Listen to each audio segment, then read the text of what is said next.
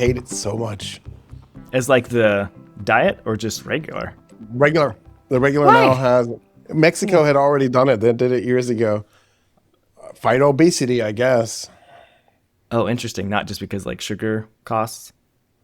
I think there could be a little bit of that. Also, a lot of these things like sucralose and aspartame are actually addictive. So you can probably also drive up consumption. Just put the cocaine back in the Coke. Yeah, Coca-Cola. just put the cocaine back and it'll be healthier. Or why not? I mean, aspartame is literally an excitotoxin. That's how it's classified. I didn't know that. That's what a cool name though. Excitotoxin. I'm excited and dying. Oh man. They should actually, in all sodas, they should just add a little fluoride too. Did we already start? I feel like we already started. We're recording. Yeah, this is, hey everyone, welcome to Office Hours. Hope you're all doing great. We started our class actually, so this does feel more like Office Hours. Embarrassingly enough, I didn't realize that Roy could see me the entire time we were doing this live session with class. So you have these images of me just...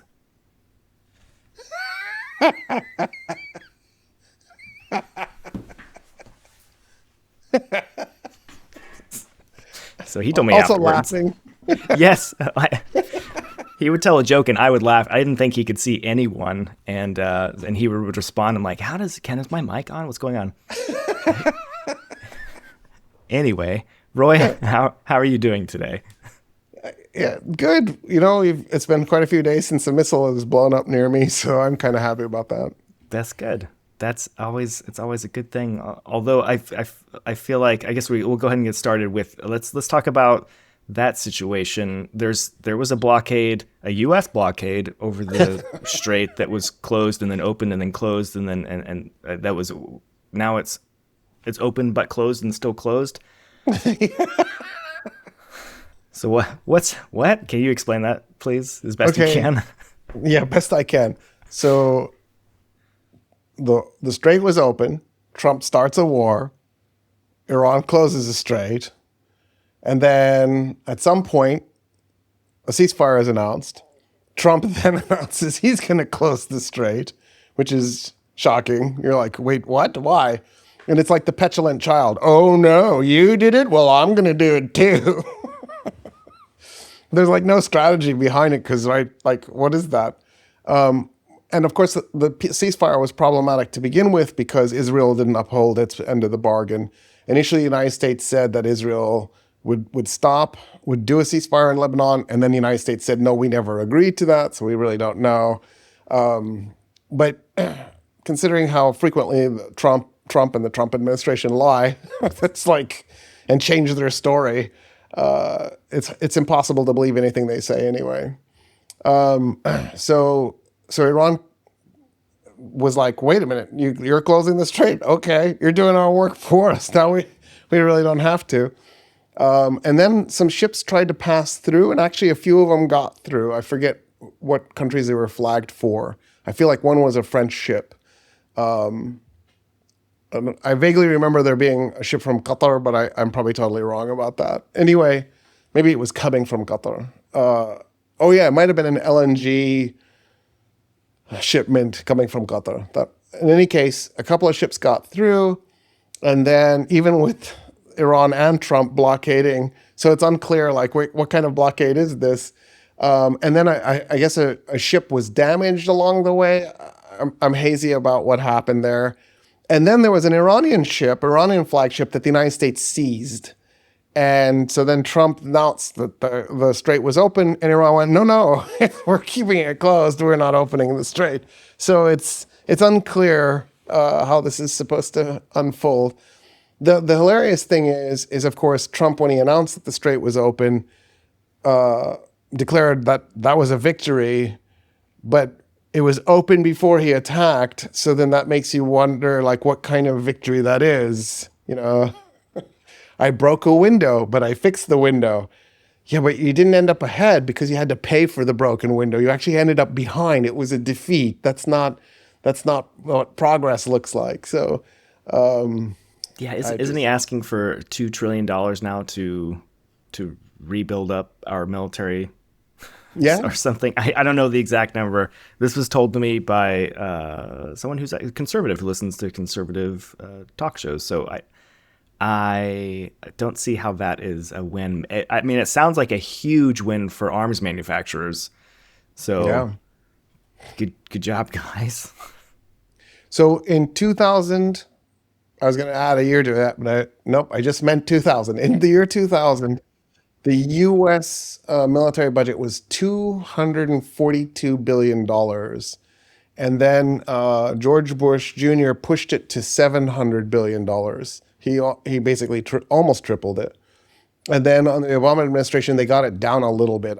I think it was still $600 billion. Like it was an insignificant drop. I guess it's not insignificant, but compared to the 242 that it was under the Clinton administration. And then under Trump, it's now $1 trillion a year. And that's apparently not enough, which is fascinating to me, especially because we're adding more than $1 trillion a year to the debt now. So I think we're between 1.5 and 2 trillion a year to the debt. A lot of that is actually just us taking out loans to cover the interest payments, because we shouldn't tax the rich because they're such poor people.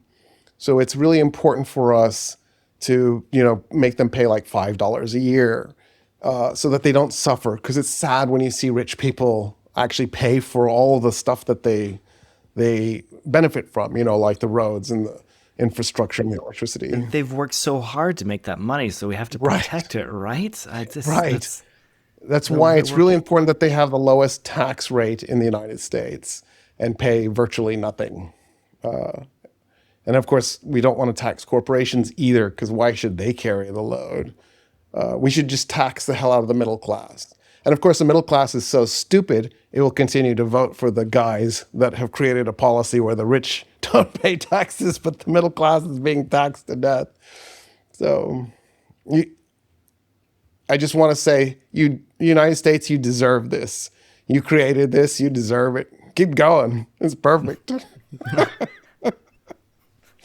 Not the people who don't know. That's the trick in all of this, right? It's the people that know who are taking advantage of the people that don't know, which the people that don't know tend to be the people who don't have the money anyway.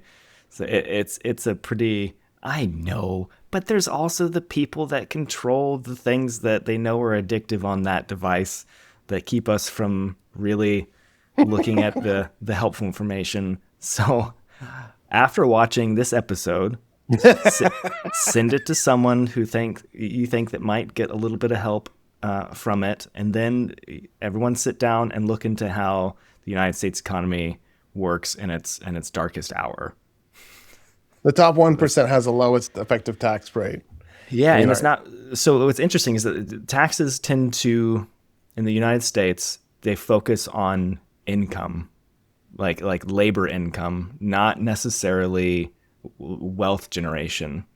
So and there are so many loopholes you can get out of the wealth generation. There's so many loopholes. So if you're making, if you're doing really well, you're making 100,000, 200,000 a year, you're still probably working for that money. So that is taxable income. But if you have $10 million that's invested, you're not getting taxed as if you were working. So that $10 million is generating you. You'll have to pay capital gains tax. Capital gains, which I think is... But you don't have to pay income tax. Right, which is lower than income tax.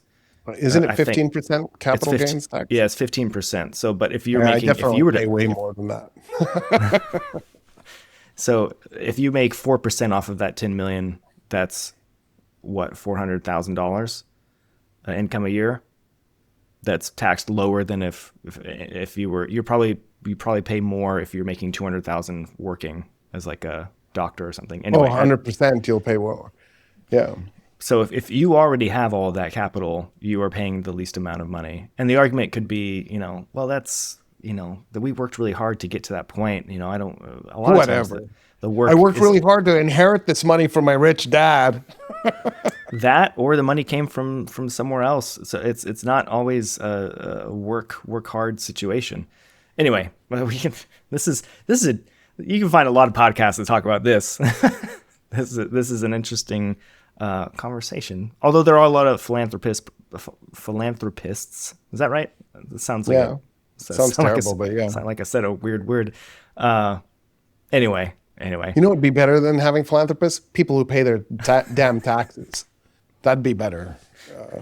Compulsory philanthropy. Yeah. But people don't trust the government. We just have a fixed percentage, like not a set percentage, but a progressive tax. So the top tax bracket pays 92%, and then you drop it until the bottom tax bracket is paying like 1%.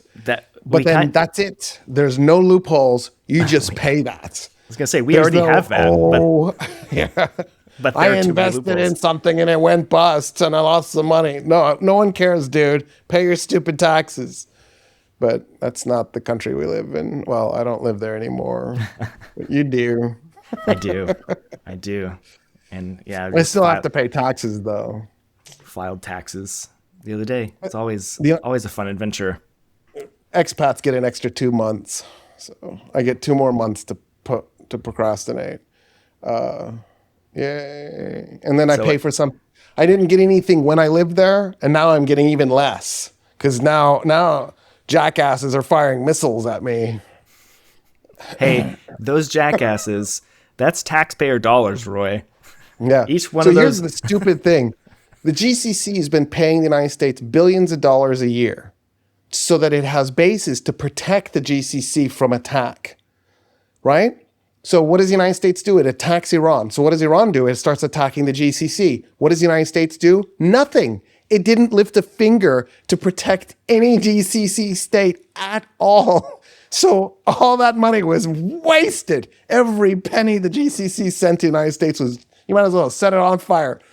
And then France and Great Britain actually stepped in. And like France has actually been, the French Air Force has actually been helping the UAE defend, and I think Great Britain went to Bahrain. And so the irony is the people who stepped up weren't the people who caused the problem. And the people who caused the problem were the people who were being paid to step up who didn't step up. I didn't even think about that.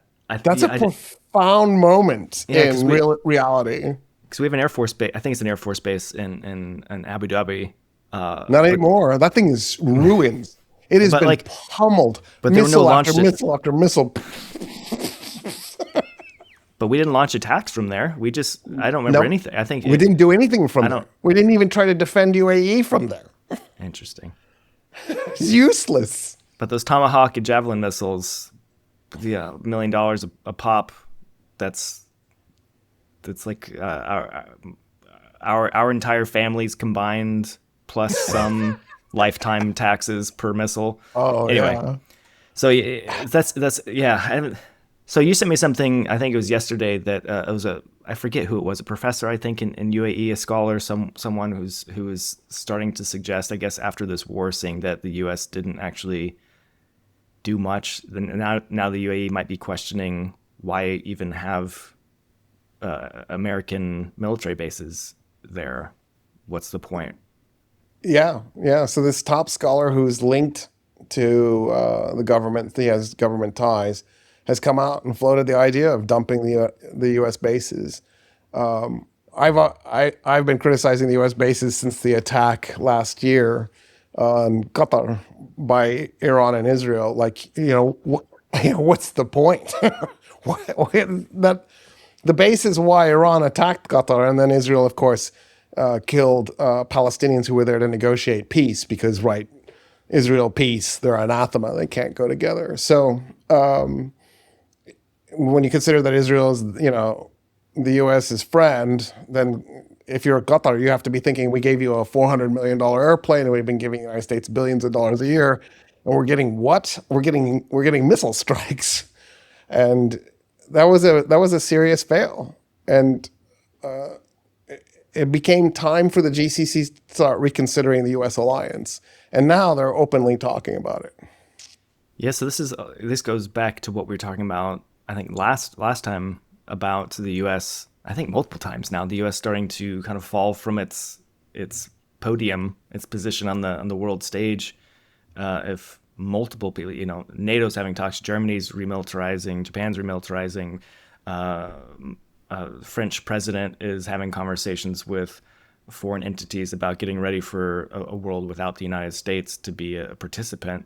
And now the UAE is doing the same thing, but on a more like realistic level. Like, hey, this is actually causing us some harm. I don't know if this is worth it. I don't know what the trade-off is. Like, there might be some things that we're not privy to as to why they're there.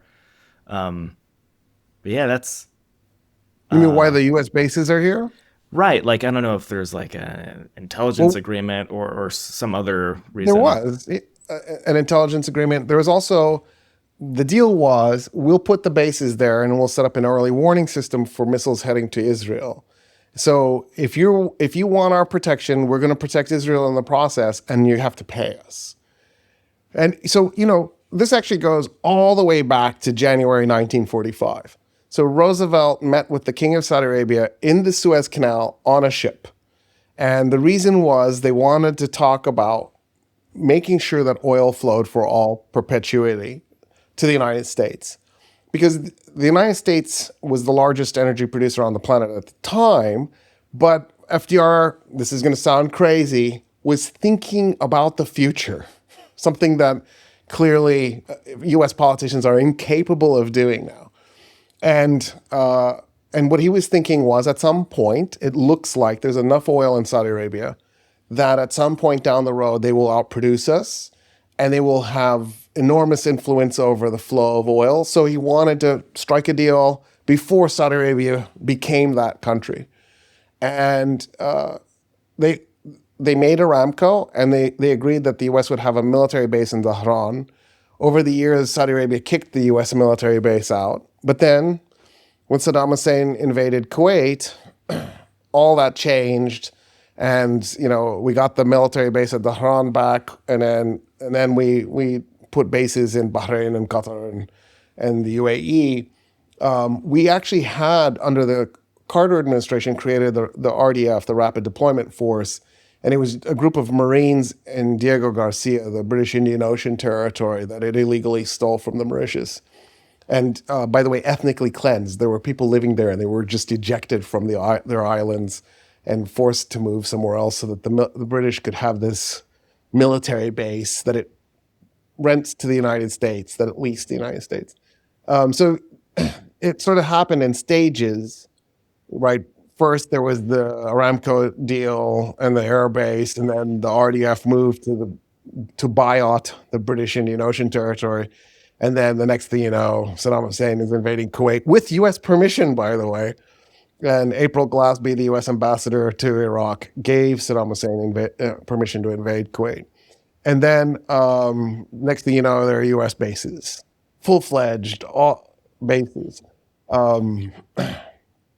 So then the question was, well, if the United States never does anything to protect you, why have them? You might as well not have them, because they become a target. Yeah, I was going to say it's the opposite, right? They're not just not protecting. Now you've invited. They're a liability. Yeah, exactly. Huh. So that's a good question. So besides the U.S. Bases, I think right before we started, there's news that came out that now the UAE is considering moving away from the U.S. dollar as well. Right, to the yuan. To the yuan. Which surprises me. I thought they would move to the euro. The reason it surprises me is, so UAE is a member of BRICS. So the yuan it's not completely insane. The reason I would have wanted to stay away from the yuan is that the Chinese government regulates the price that the yuan is at. So, it's not a free-floating currency. And I think that lowers people's confidence in it as a result. The UAE regulates its currency because it pegs it to the US dollar. So, if anything happens to cause a fluctuation, the UAE either buys or sells dollars to keep the UAE dirham at 3.67. 3.67 dirham is $1. That's it, always. So it's really nice because you don't have to remember. You don't have to look up your exchange rate. You know what the exchange rate is. And the UAE has that kind of economic power. Is that kind of an economic power that it can do that and get away with it. If you're a poor country, right, you might not have that ability. In any case, they're floating the idea of moving away from it. The U.S. has played this interesting game of you have to use us. In fact, that was part of the deal in 1945 was everybody on the planet would agree to make all oil transactions in U.S. dollars. And I did not know that. Yeah, oh yeah. So I mean, if you're doing protection money and you're a mob boss, you need to make sure that some of the money flows to you, right, in the process, because you're going to take your share, you're going to take your percentage. So if you're Korea and you're buying oil from Kuwait, because you have to make the transaction in dollars, you have to convert your currency to dollars, and then the dollars arrive in Kuwait, and then Kuwait either keeps it as dollars or converts it back to their currency. That in any case, it means every time there's a transaction, the U.S. kind of gets a little piece because that dollar exchange. And it strengthens the dollar because instead of it being gold-based, it's oil-based. One of the first countries to switch off the dollar and they switched to the euro was Iraq. And you saw what happened to them. So lesson learned, not quite. Venezuela and Russia almost immediately afterwards also switched to the euro when Iraq did. So is this where the term petrodollar is actually like rooted in the U.S. dollar because of the exchange in oil? That's part of the answer. Oh, okay. There's a bigger part to the answer, and it's this. So in 1967, Israel defeated Egypt, Jordan, and Syria in a horrible war called the 6-Day War. If you hate Arabs, especially Egyptians, Syrians, and Jordanians, walk up to them and go, 6-Day War. They'll immediately begin to weep. So this was actually a really big problem for the planet because the Israelis stopped at the Suez Canal and they basically annexed the Sinai, which meant nothing could go through the Suez Canal, especially because the Israelis during the 6-Day War actually sank ships into the canal to block it. And so the result was that the Suez Canal was offline. And if you were trading, you had to go all the way around Africa. So the world, the whole planet, kind of needed to get this somehow resolved. And Egypt especially, because it made revenue off of ships using the Suez Canal. So from 67 to 73, for 6 years, Egypt built up its military and trained and built up and trained with the goal of eventually doing a war to get the Sinai back. Because you have to remember, right, Israel attacked every single time. In 48, Israel attacked. In 56, Israel, Great Britain, and France attacked. In 67, Israel attacked again. Now, you'll say, well, it was a preemptive war because we thought we were going to get attacked. Yeah, that's the same excuse Hitler used too, so great. Poland's going to attack us. Russia's going to attack us. I wouldn't fall back on that. Anyway, isn't that what the U.S. just did with Iran? Yeah, Iran's going to attack us. It's so weird. Anyway, if you're the attacker, you're evil. End of story. Conversation's over. Unless you're trying to get back your land or defend yourself. So Egypt in 1973 attacked Israel to get back the Sinai. Syria attacked to get back the Golan Heights. The Syria part of that war was a complete, utter disaster. Ended in just terrible failure. Part of the Syrian strategy is they had to capture a bridge at night and they couldn't find it. I want to caveat something you said real quick. If you're an attacker trying to get back your land, let's that was just taken, I'll say, not taken 50, 20, 100 years ago. So like if you're Putin hearing this, don't disregard what Roy just said because like that's not what we're talking about here. We're not talking about land that was taken in.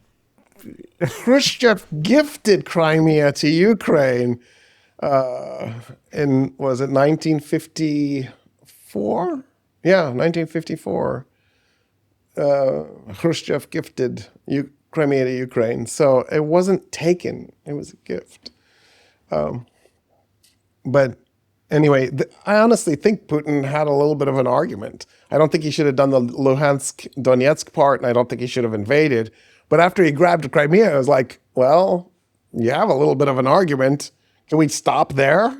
If you stop there, I think everybody can call it a day and walk. No, No, I need it all. So I guess greed got the best of them. I didn't mean to totally derail you. I just No, it's fine. I just or other areas to Taiwan. Anyone who's using the same argument like this belongs to us. This is ours, and like no, that was a while ago. It's complicated is the answer. Anyway, Egypt went to Saudi Arabia and said, we would like, if you would help us out, 1 month of your oil revenue. If you give us 1 month of your oil revenue, we can complete building out our military. And Saudi Arabia went, no. Now, I think the real reason Saudi Arabia said no was they were nervous. What happens if Egypt becomes even stronger militarily than it is? What's to stop Egypt from grabbing Saudi Arabia? So their no answer might not have been completely unjustified. Just so we're clear. What ended up happening was, I believe, I know it was U.S. oil executives, but I don't want to mention the name of a company in case I'm wrong about it. I have a name of a company in my head, but I could be wrong about it. U.S. oil executives went to the Saudis and said, instead of giving Egypt that money so they can buy weapons that they might use on you later, we have a better idea. Why don't you boycott the United States? Don't just do an oil embargo and refuse to sell oil to the United States. So here's the stupidity of that. From not on the Saudi part, on the part of the buyers. So let's say there's an oil tanker leaving Saudi Arabia full of oil that the United States wanted to bid on but can't now because Saudi Arabia refuses to sell. Well, somebody else will buy that oil on that oil tanker. Well, because they bought that oil, then they didn't buy oil on an oil tanker from Venezuela or from Norway. In other words, it shouldn't have made a difference. It would have just shifted the market around. But capitalism's irrational, filled with irrational actors. And so it caused this catastrophic spike in oil prices. And it was the 1973 oil shock. And then, of course, when Iran had the revolution in 79, it created another catastrophic oil shock.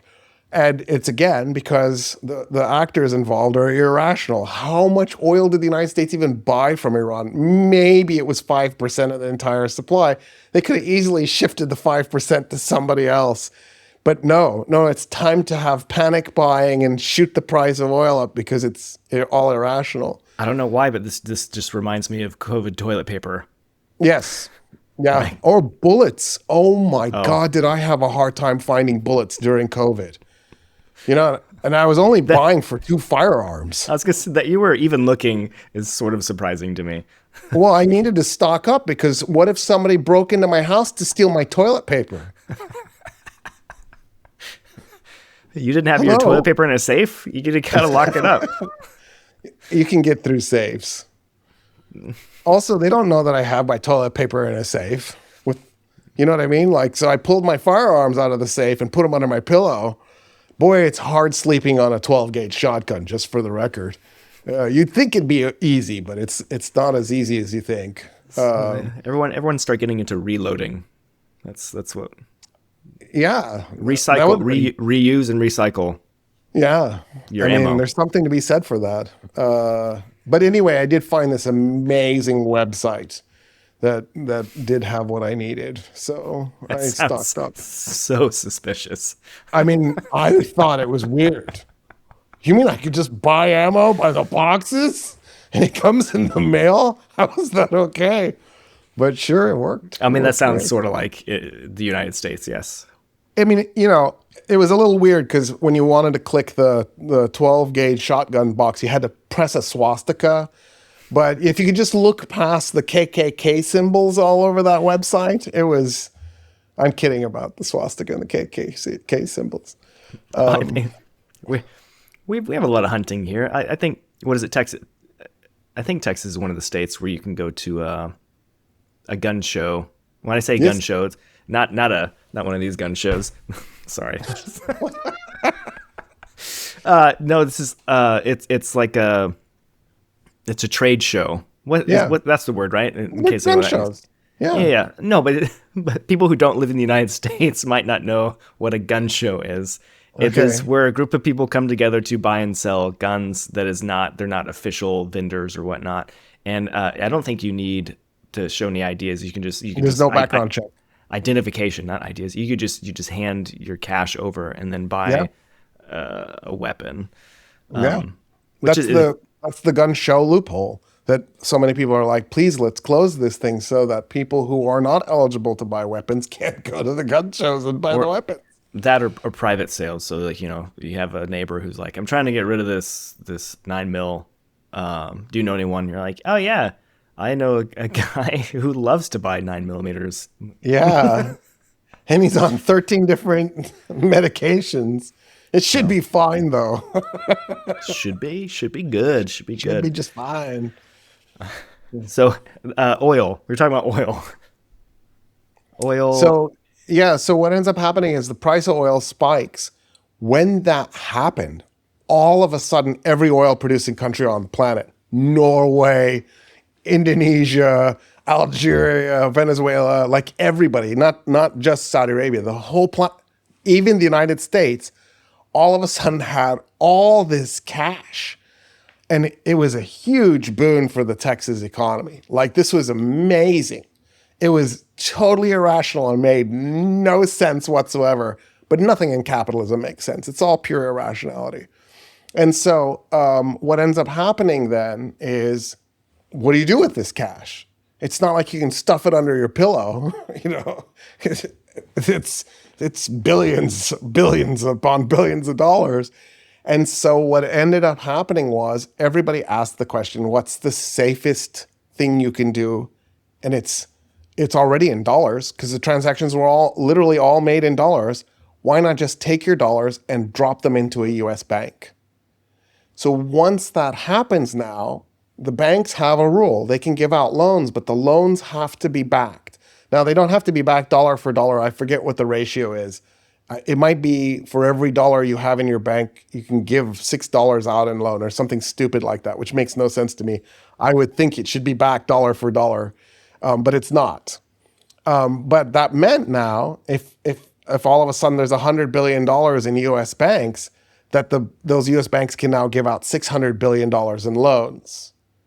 And so that actually had a knock-on positive effect for every government on the planet, because it meant if you had a good enough credit rating, you could go to a U.S. bank, if you're Germany or the UK or the United States, and you could take out a loan. And in the 70s, everybody was like, okay, and they were doing it in moderate amounts. There was nothing crazy going on. In fact, the Vietnam War had really wrecked the U.S. economy, and the Vietnam War was already winding down by 73, so it was too late to use that for the Vietnam War.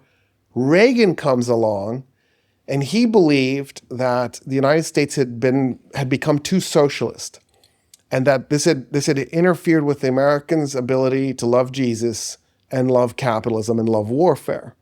And so he believed the only way to fix this, yeah, it was Reagan was special. He also believed he was supposed to trigger Armageddon, just for the record. And he thought Armageddon was going to be a nuclear war with the Soviet Union. Fortunately, James A. Baker II, his White House chief of staff, talked him off the ledge and said, why don't we negotiate with Gorbachev instead? And you could be remembered for all eternity as the guy who made peace instead of not remembered at all because our species is extinct. And he went, oh. And, James A. Baker managed to appeal to his narcissism and saved us. So every night before I go to bed, I say a prayer for Baker, because Do we have any people like that in the administration now? no. Trump fired everybody in his first term that would have done that. And he made sure to have nobody in his second term. So we're screwed. Yeah. So what Reagan did was he thought if he ran up a psychotic debt, the American people would freak out and they would insist that the government slash funding for the social programs. So like Social Security and Medicare and school-funded lunches, government-funded school lunches. All those programs would be eviscerated. So what he did was he ramped up military spending, and then he couldn't cut the social stuff because Congress wouldn't let him. And then, of course, what that did then was, and then he cut taxes for the rich. So he ramped up military spending, cut taxes for the rich, left the social spending where it was, and then watched the debt skyrocket. How could the debt skyrocket? Petrodollars in the banks allowed the banks the ability to fund the U.S. government's irresponsible spending spree. And the American public went, I see no consequence for this. And they left it alone. They wanted their cake and they ate it too. And now we have a $39 trillion debt. As long as everybody has confidence in the US dollar, they'll keep banking their petrodollars in US banks. As soon as they stop banking their petrodollars in US banks, I don't know how we service the US debt because there wouldn't be enough money in those banks. So China and Japan bought bonds, US bonds, treasury bonds. The GCC buys bonds too, but its real thing that it does is it had put money in the banks. And so now I think we're going to be seeing, we've already seen China sell its bonds. It used to be the number one bondholder. Now Japan is number one because China has sold so many of its bonds. So it sounds like a similar situation is the housing mortgage market, because mortgages are very, very similar in that the bank is just kind of, here's some money, just like, it's not U.S. banking is weird. It's just like, here's some numbers that in our money. We calculate it and we're not even sure how. it's not coming from anything. But then if you buy a house, if you're a fortunate soul, a millennial or younger who has finally saved up for that down payment, and you get a mortgage, if you've done that, you'll immediately notice that mortgage is sold within a week to another company. It's lightning fast. And so another mortgage holding company holds these mortgages that you're paying interest on, which is an amount that was created out of thin air. So I think that's a lot of this is people who defaulted because they couldn't actually afford the mortgages in the mortgage crisis, and all these things kind of. Are you talking about 2008? Yes. So I'm wondering if the petrodollar is somewhat similar in that, like, if it's not backed. No. What happened in 2008 was pure insanity. I'll try to do the short version. I'm just wondering if they're how they compare, or if they compare at all, like how they don't. So what happened what happened in 2008 was the banks lost their minds, but it's capitalism, which is just pure insane irrationality. So what happened was in the 90s, Exxon ran an oil tanker aground in Alaska. The ship was named after the town Valdez, Alaska, because the Spanish had reached Alaska. So there's a Cortez, Alaska, Valdez, Alaska. But of course, Americans can't pronounce anything, so they say Valdez. So the Exxon Valdez ran aground because the captain was drunk and dumped like $1 billion. I don't think it was a full billion. It was a huge amount of damage was done to the Alaska coastline. And it had to be cleaned up. So the federal government charged Exxon for the cleanup in the hundreds of millions of dollars. Exxon didn't have $100 million worth of hundreds of millions of dollars worth of assets in liquid form. Like, they didn't have a bank account with that money. So that meant they had to sell assets. But when you sell assets in circumstances like that, it's capitalism. So everybody buying is going to screw the hell out of you. So, I don't remember the amount of money. Let's say it was $600 million that Exxon had to come up with. Well, they ended up selling like $1.5 billion worth of assets to come up with the $600 million. So they were furious. And they had to sell it to their competitors, right? So it was like, we're losing these assets and we're selling them at a fire sale. But to our competitors, they were bitter. So afterwards, they went to JP Morgan. And they said, look, we want to open up a bank account where we just keep $1 billion in it. And you got to remember, in the 90s, $1 billion was worth a lot more than it is today. So it's probably, I'm guessing, $5 billion in today dollars. We want $1 billion in a bank account. JP Morgan said, you're a fantastic client. We're happy to give you this account. Here are our different deals, and these are the different interest rates you would get. And Exxon went, no, you don't understand. If we give you the $1 billion and then you go give out $6 billion worth of loans, then when we need that money and we come to you and we want $1 billion in cash, you'll say, oh, we don't have $1 billion laying around. We gave it out in loans. And we'll be in the same position we're in now. We don't want to give you the $1 billion so that you can give loans on it. We want you to hold $1 billion of our cash so that when we need it, it's instantly liquid and we can just access it immediately. And JP Morgan went, we will do it for you, but it drove them nuts, right? Because they're a bank. Banks are money farmers. The money just sort of magically falls from the sky. There's interest, but the interest compounds. And you're like, what is that? It's interest on top of interest. I'm being charged interest for the interest I'm being charged for. Like, the guy that came up with that was a freaking genius. It's amazing. Money farming is probably the best term I've heard in a while. I have lost contact with him, but I had a friend who was a banker, and he was like, "You're such an idiot for going into academia. You could have been like me, a money farmer." And I'm like, "Yeah, but the money literally just comes out of nowhere. It's so weird." So JP Morgan, there was a low-level manager fresh out of college that was working at JP Morgan. They had one of those conventions where bankers get together in Florida, and like they're drunk and doing cocaine and jumping naked into a swimming pool, and in the middle of this woman, young, fairly fresh out of college, I want to say she was just a few years out of college, jumps out of the swimming pool. She's like, "I got it." And she goes and she sets up an instrument. She talks Deutsche Bank, the German bank. She talks them into buying the risk of Exxon having another oil spill. Now you're like, what does that mean? I don't know. I don't think Deutsche Bank knew. And I don't even know if this woman working for JP Morgan knew. But the idea was that in the event there was a disaster, Deutsche Bank would be on the hook for it, not JP Morgan. So effectively, it freed up the $1 billion so that JP Morgan could start giving out loans on it and make crazy money off of it. Because right as it was just $1 billion that was slowly losing value to inflation. Nobody was making any money off of it.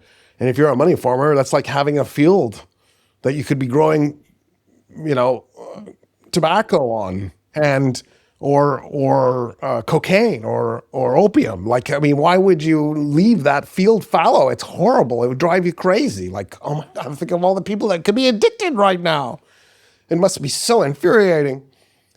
So they do this, and then that woman goes back to JP Morgan, and she goes, she's like the employee of the year, right? She's like the super genius who figured out this really cool trick and earned JP Morgan crazy money. She goes back she gets a promotion. She has an office with a window and, with a nameplate on the door. She goes back to JP Morgan and went, "Let's never do that again." And they went, "Wait, what?" And she goes, "I've thought this through. This was actually really dumb. I made us a bunch of money, but the risk was really, really high."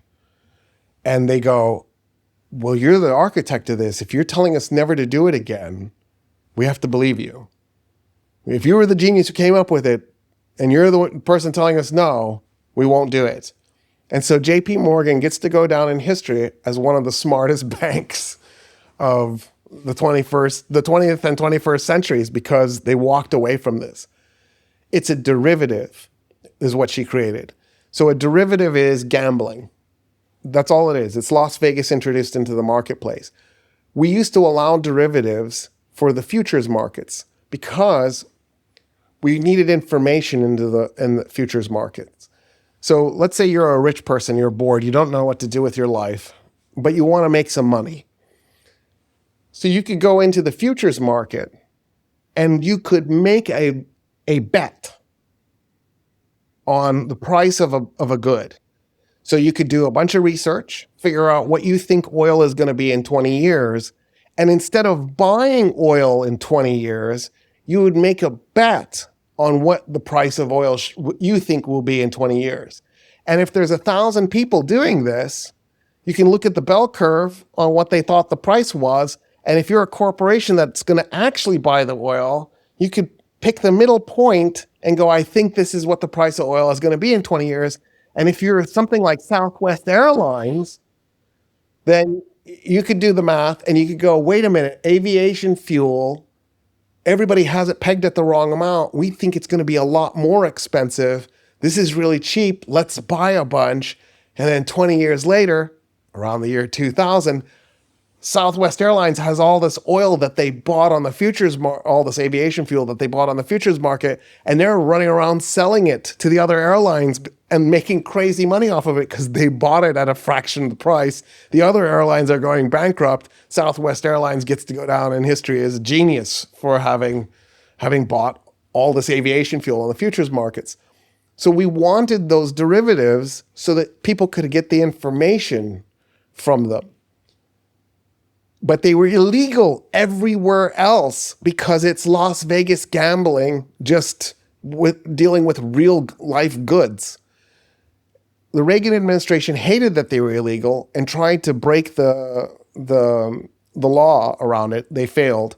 Bush Sr. appointed a woman to be in charge of derivatives who refused to actually execute the law. So derivatives started to float into the economy. And then Clinton, of course, because he was basically Bush Sr.'s clone, kept that policy going until finally they basically got rid of all the regulation during the Clinton administration on derivatives. So by the time JP Morgan creates this derivative off of Exxon's oil spill money, it was okay. They didn't do anything wrong. They walk away from it, and then the other banks like Bank of America and just you name it, Citigroup, all these nonsensical, irrational banks that deserve to burn in hell, realize, oh my God, we're going to make so much money off of this. And what they did was, okay, you go into the bank. You've done all the math. You went to mortgage.com or whatever is your bankrate.com, and you typed in your income and you figured out, and you even went with a realtor and found a house that you thought you could buy. And let's say, just to make the numbers easy, you had a $30,000 saved up and you figure you can buy a $100,000 house, $30,000 down payment. And you're good to go. Because let's say the website you went to said you could afford a $70,000 mortgage. You go to the bank. You show the banker everything you've done because you've done your research and you're proud and you even have a house in mind. And the banker goes, hold on just a moment. I'm going to go talk to my manager. So you're like, okay. Banker comes back and goes, my manager, I've talked about this. And you know what? You've really lowballed this. We can get you into a much nicer house. And you're like, wait, what? Yeah, absolutely. We've decided that the math is there that you could do a $300,000 house, maybe even a $400,000 house. Go back with your realtor and go find one and come back and we'll pre-approve you. And you're thinking this is impossible, but oh my God, I could be in a $300,000 or $400,000 home. This is amazing. This is a dream come true. How is this going to work? And you're thinking that guy's a professional. They know what they're doing. There's no way they're screwing me up here. And you don't read the fine print. The payments in the first few years were totally affordable. The problem was to make it work, because you don't have the money, the payments start to increase. And then you end up with a balloon payment at the end. So somewhere around year 10 or 15, you're going to go bankrupt because you can't afford the payments anymore. And even if you did read the fine print, you're thinking, you know what? I'll have gotten a raise by then or a better job. I'm going to take the chance. And even if I don't, I could just turn around and sell the house. That's what you're thinking.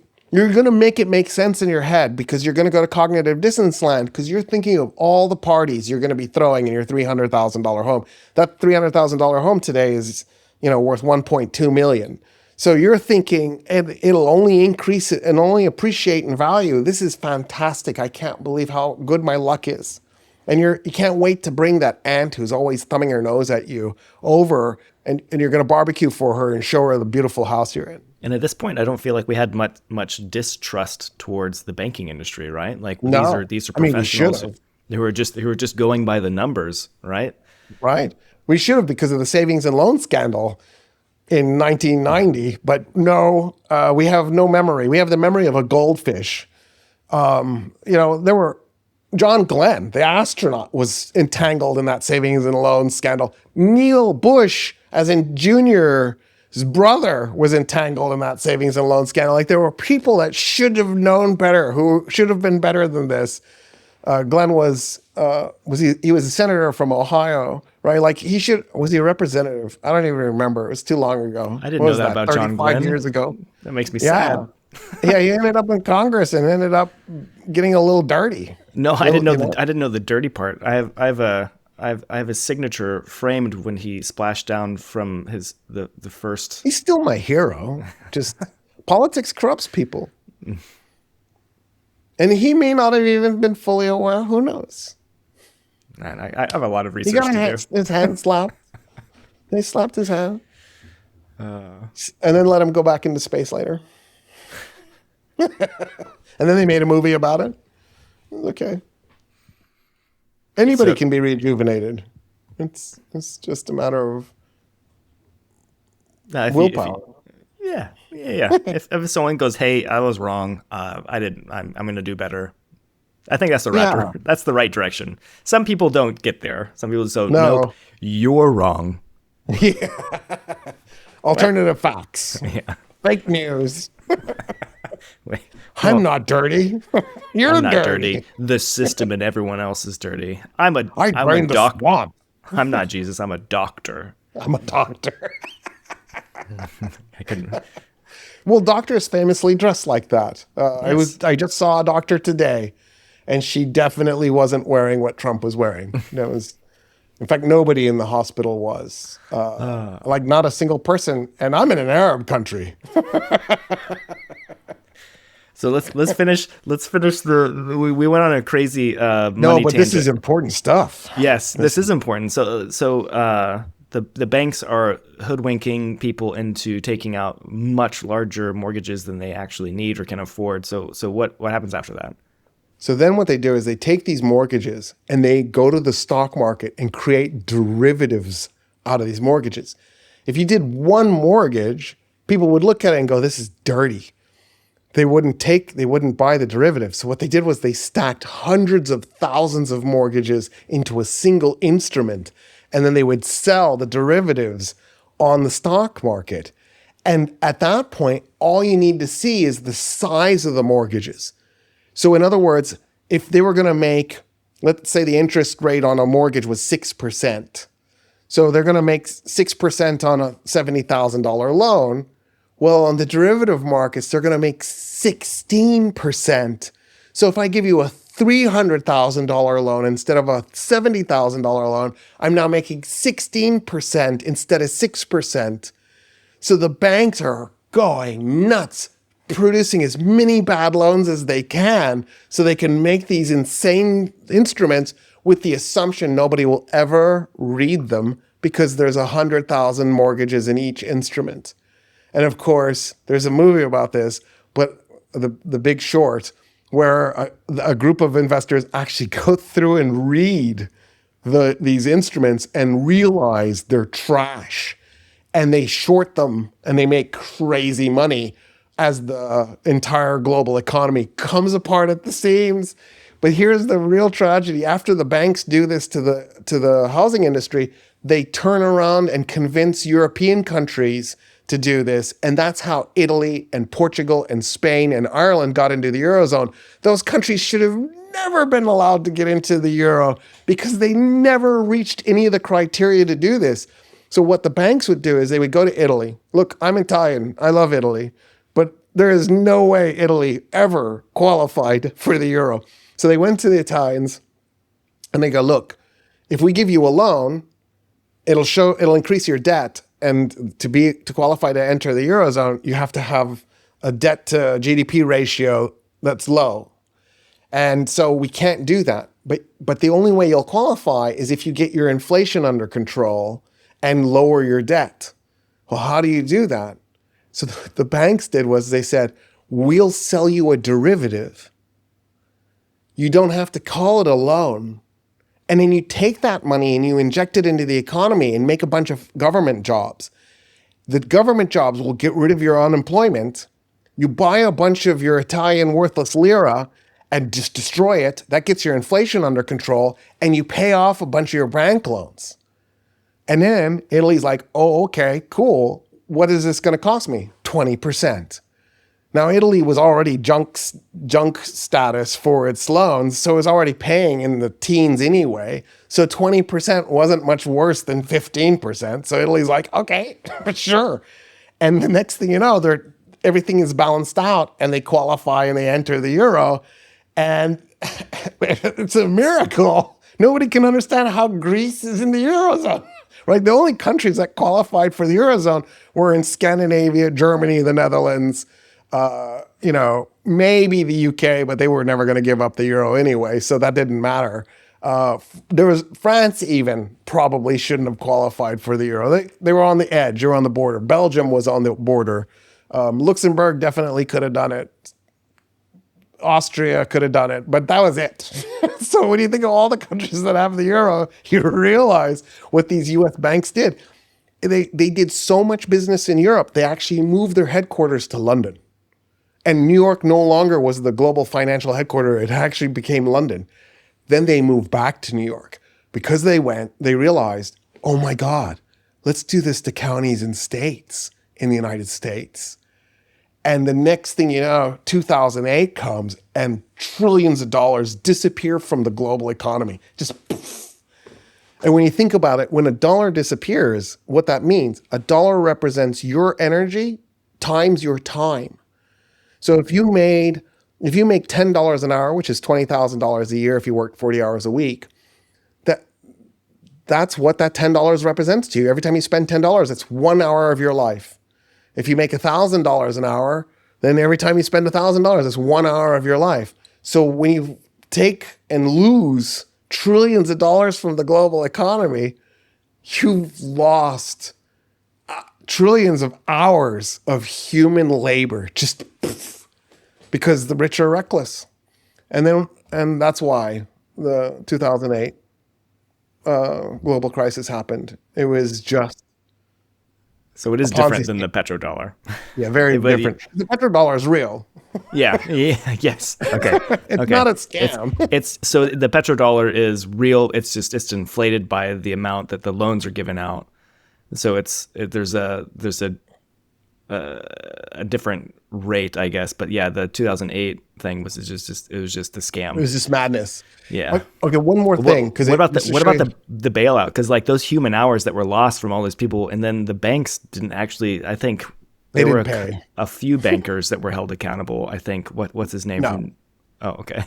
Oh, you were thinking of Lehman Brothers. Fold. His name was Fold, the CEO of Lehman Brothers, where they brought him up in front of Congress and grilled him. I think I was thinking Fannie Mac. Oh, okay. Yeah, they did also bring them up in front. Fannie Mac. I think because someone was imprisoned for life in prison. No, that's Iceland. Somebody was imprisoned in Iceland. I'm pretty sure no U.S. executive faced any prison time. Check it while we're talking. Yeah. Go ahead. I need to know if they did. That would be shocking. Iceland, the bankers went to prison because Iceland decided that what they did was basically felony level conspiracy and embezzlement. And Fold, when they brought him in front of Congress, he was basically told point blank by members of Congress that the reason why Lehman Brothers wasn't being bailed out was because they hadn't contributed enough money to their political campaigns.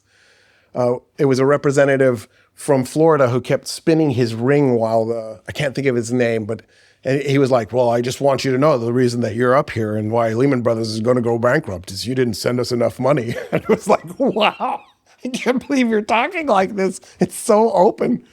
By the way, Fold belonged to the slow speakers of America. That had to be the hardest testimony I've ever watched in my life. That's how he talked. And it was like, why? Why are you talking like this? Does he have a teleprompter and he's really bad at reading? What is happening here? He's like sounding out each word. You're still looking? Yeah, I can't actually find anything quickly enough. It looked like there was, I thought it was a life sentence, but there was, I think it was some federal prison time. I saw contradictory things like 16, 15 months. I thought there was something else that had happened, but I might be wrong. I couldn't find anything within the time that I was looking. We should look this up because it'd be important to know. Okay, one more story. So Bank of America. By the way, I have a bank account with Bank of America. So they're going to close my bank account because I'm trashing them. Go somewhere else. I'm going to go to JP Morgan. They deserve my money. Bank of America realized what they were doing was awful. Like not awful immoral, like awful as in it was going to blow up in their faces and they were going to lose all this money. So they created a spin-off bank called Countrywide. They took all their toxic assets and gave it to Countrywide and just walked away. And they went, we're not selling it to anybody. It's just a separate company. We're spinning it off. Good luck. And they broke a champagne bottle on the side of the building and ran, right? A few years later, Bank of America executives were so caught up in the insanity of what they were doing, they had apparently forgotten what they had done, and they actually bought Countrywide. They purchased it back and absorbed it into their company. So when everything came apart, they were holding on to all these stupid toxic assets. And you're like, oh my God, how stupid are you people? It's like you have a ship. You have two ships. And you put all the poison in one ship and then set it to sail. And then years later, you're like, hey, look, there's a derelict ship. Let's go grab it. And you forgot that you dumped all this poison on it. Different people up in the company doing different jobs that just get confused by, they're like, hey, Right. look at this floating asset out there. Let's go grab it up and make it better. This is obviously a bad bank. Countrywide sounds like the lemonade. Let's just go buy it up. I know. Oh my gosh. Oh my God. Yeah. And then there's Chip Roy. Chip Roy? Yeah. I remembered this just now, and I feel like I'm going to forget it if I don't say it now. So Chip Roy, I think just yesterday, introduced the Mamdani Act, named after Zohran Mamdani, the new mayor of New York City. And Chip Roy used to be my representative. When I left Austin, he was no longer my representative, not because I moved, but because the district moved because of gerrymandering. And I ended up in Lloyd Doggett's district. Full disclosure, at my farewell party, Lloyd Doggett did show up. So I just want to say that this so that if people find out later, they're not like, he just mentioned it.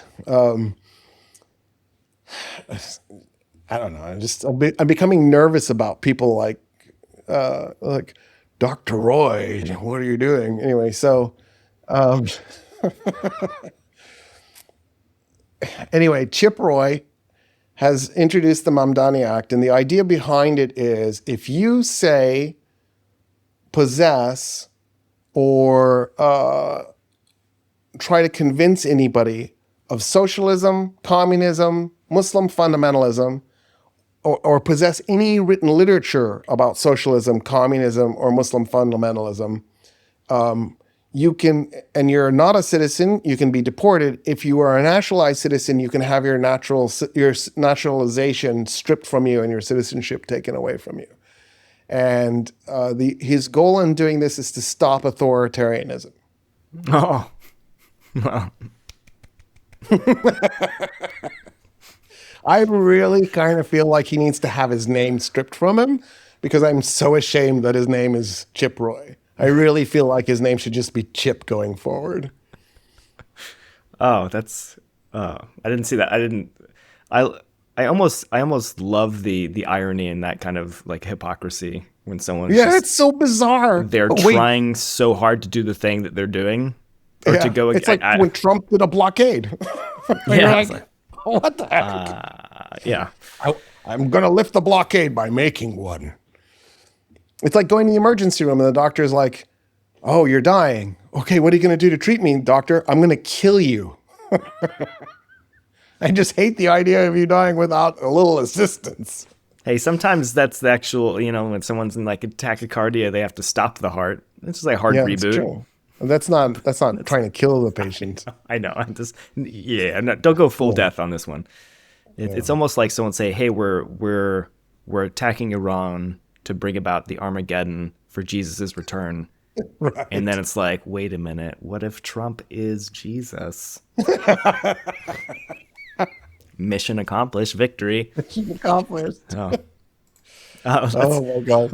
we got derailed on a very interesting money conversation for the petrodollar and the 2008 crisis. And this is how banks, or anyone, even though they might be presenting themselves as a professional, still do your own research. If you've already done all that research, like Roy was talking about, like trust in that and say, no, thank you, I'm going to do Yeah, this. Or a doctor exactly. says, you have this or you don't have this, but you don't feel that it's right and you're not being Get paranoid. a You've second actually, opinion. yeah. And also don't go to the internet for all of your answers. Like do some actual like good searching. Like for instance, if you are new to parenting and you've just had your first child, don't just look at parenting forums. They are the bane of parenting because there's a lot of stuff that's going to scare you and you are exhausted. You shouldn't be watching this, by the way. You should be sleeping if you have time to Yeah. watch this or listen. So go to sleep and get off the internet and just listen to your kid and pay attention because they're the ones who have all the information. Anyway, That's good let's advice. thanks. Let's jump back to where we were. I think we were talking about the GCC and UAE, and we have a lot to talk about Israel because Israel is, I guess, in a ceasefire, but it's not really. I'm not really sure what's going on there. But before we get into that, I wanted to ask you. There's a question that keeps coming up on comments about UAE, and it's about UAE's involvement in Sudan. I don't know about anything about this, but I think some people were curious because you say UAE is fantastic, the government, but then can you? I don't know. I don't know what this is about. Can you shed some light on this? Okay, so the charge that people keep leveling at the UAE is that the UAE supported the RSF in the Sudan. Just full disclosure, I don't have an opinion one way or the other because I've never seen any information that categorically links the UAE to the RSF. I'm obviously open to it because I'm open to anything. But I want to cover what the charges are. So before I do, though, I want to point something out which I find fascinating, which is that we hold the UAE for some reason to a higher standard than everybody else. And I'm trying to figure that out. I actually think there's a dissertation topic here. So a person living in the United States is like, oh, I hate the UAE because they supported the RSF. And it's like, what? Do you not know about Vietnam? Do you not know about Iraq? Like, I'm really confused. Do you not know that the United States supports Israel? Yeah, I was gonna say. Like, really, don't throw stones. Your building is made out of glass. Like, anyway, the level of hypocrisy. Like, if you live in the UK, you do not have the right to criticize any country on earth other than maybe the United States. And Germany supports Israel. Like, done. Shut up. But let's say you lived in a country where you really did have good policies, and you're concerned because you think that the UAE is doing something wrong. So they'll charge the RSF with rapid support forces. The rapid support forces did commit atrocities in the Sudan civil war. I don't think anybody is going to dispute that. They were sort of an extra governmental militia operating in Darfur, and they definitely were killing people that they identified as not being Arab, just because they weren't Arab. They weren't killing on the scale that Israel slaughters Palestinians in Gaza. It wasn't that level atrocity, but it was definitely war crimes and crimes against humanity, and it's still wrong. So what happened was the Sudan went through the Arab Spring, but it went through it late.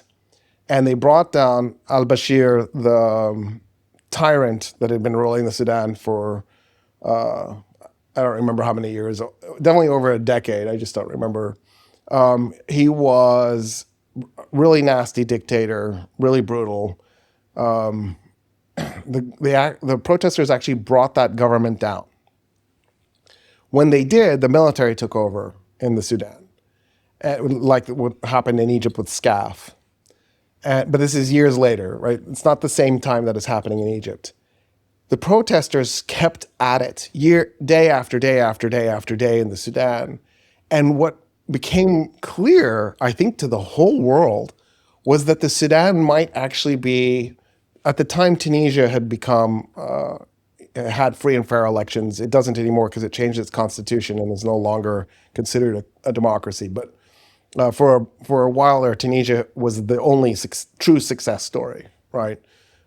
All the other Arab Spring states either ended in disaster or, there might have been some compromises made. But mostly, Libya and Syria and Yemen, like, if you wanted to sit down and do the math, like Tunisia turned out okay, but Libya is destroyed and Syria is destroyed and Yemen's destroyed. Maybe it wasn't a great event. It was filled with hope and ended mostly in disaster.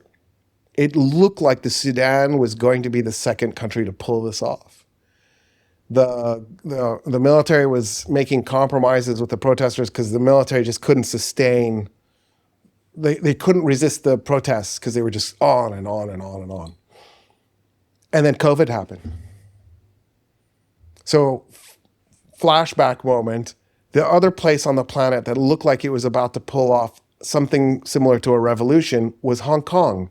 They had been in the streets day after day after day after day, and it started to look like the PRC was losing control over Hong Kong. COVID broke out. Like, the timing was just amazing. Next thing you know, Hong Kong and the Sudan are shut down and their pro-democracy movements just disappear. They're just gone. Following that, a member of the military was going to take over the Sudan and replace and become another tyrant who happened to be a Muslim fundamentalist. So the government he was going to bring in was going to be another Afghanistan. And the RSF decided to rise up against that and fight back. So the argument that people make, and again, I don't know enough, and people in UAE haven't told me, but the argument that is made then is that the UAE supported the RSF. So the worst case scenario is that the UAE supported war criminals after they had committed those war crimes, not while they had committed those war crimes, to prevent another Muslim fundamentalist dictatorship from taking over an Arab state. So that's the worst case scenario. When I look at it, as a person who's a secularist who thinks that Muslim fundamentalists, Zionist fundamentalists, Christian fundamentalists suck, I'm not sure I wouldn't have made that decision if that was an option for me in that moment. In other words, I don't get what all the vitriol against the UAE is. I'm not admitting that the UAE did it because I don't have the information. I don't know. But even if they did do it, I just don't get the anger here. Should they have operated with the RSF? Maybe not. I probably would have, just to be clear. Sometimes you have to make a deal with the devil to make the situation better. And I'm probably going to get in trouble for saying this, but that's my answer to that. Every state on earth does something nasty, right? Like if you go to the Sami and ask them, are you enjoying living in Sweden? There's a possibility, high probability that there's a group of Sami who don't think that the Swedish government treats them correctly. There's no country on earth that's filled with saints. And one of the things that happens is people make mistakes. I won't go into details because I don't have permission to talk about this. I do have some information, but I need to be careful because I don't want to, betray anybody's trust. But I do know of an incident where a GCC state, one of the six, I won't mention which one, was backing the wrong group in another country, and I won't say which country, but it's a country that was in the middle of a civil war. And what ended up happening was a member of the armed forces approached one of the leaders and said, why are we backing, not, I don't even know if the guy was an officer. Why are we backing those guys? They're the bad guys. And the government went, oh my God, we've made a mistake. You're right. And they stopped. And that's actually amazing. That's amazing. Yeah. And so one of the things that I've fallen in love with in the region is they're not perfect. They make mistakes. They're trying to adapt. They're trying to do good. And if they did back the RSF, maybe they need to come out and make an apology. But considering the situation, I'm not sure they were in the wrong if they did. And when they are in the wrong, they back away and they make corrections and they try to fix things and make the world a better place. That's one of the reasons why I actually really when the missiles started falling, I know people who packed up and left, and I didn't. In part because I had faith that the UAE military was going to save the day, but also in part because I really think what they're doing here is interesting and it's amazing, and it represents a different level of operating that I've never seen in a government. The UAE isn't alone. I think Qatar is also doing very, very interesting things. So I'm not saying that UAE is the best country on earth. I'm not saying it's the only country on earth. There are plenty of states that are doing really interesting things. Finland, for a while, was one of those states. New Zealand, I think, has done some really amazing stuff. Botswana is another country, but they're not many. Right? It's few, and unfortunately, it's not as many as it should be. Since I'm on the topic and feeling like I'm defending myself a little bit, one of the things people have said is, including a family member, is Roy was bought by the UAE. So I'm not saying I'm not for sale. Hey, if you want to sponsor this show, please reach out. You can totally sponsor us. We haven't had a sponsor yet, so no. That's a good point. Yeah. I like Pepsi. So if Pepsi wants to sponsor the show,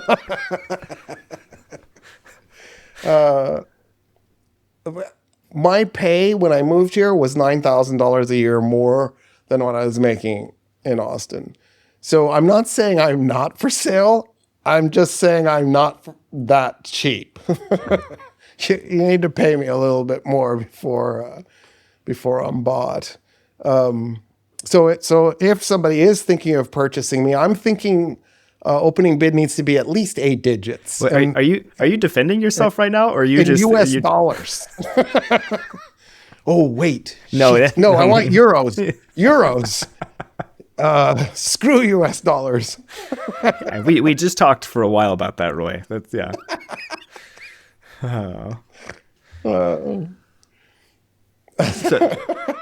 And for that family member, I'm not giving you my $9,000 a year.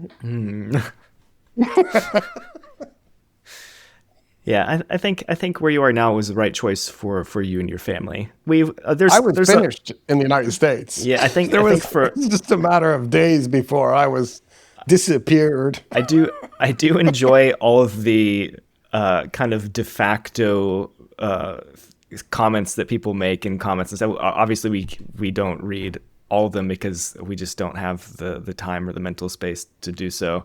And for those of you who think that we're like censoring you and stuff, YouTube does all that by itself. So I don't have time to go through it and read all of the other comments that YouTube flags to. So sorry about that, because I'm sure some of them are legitimate comments that should be on there.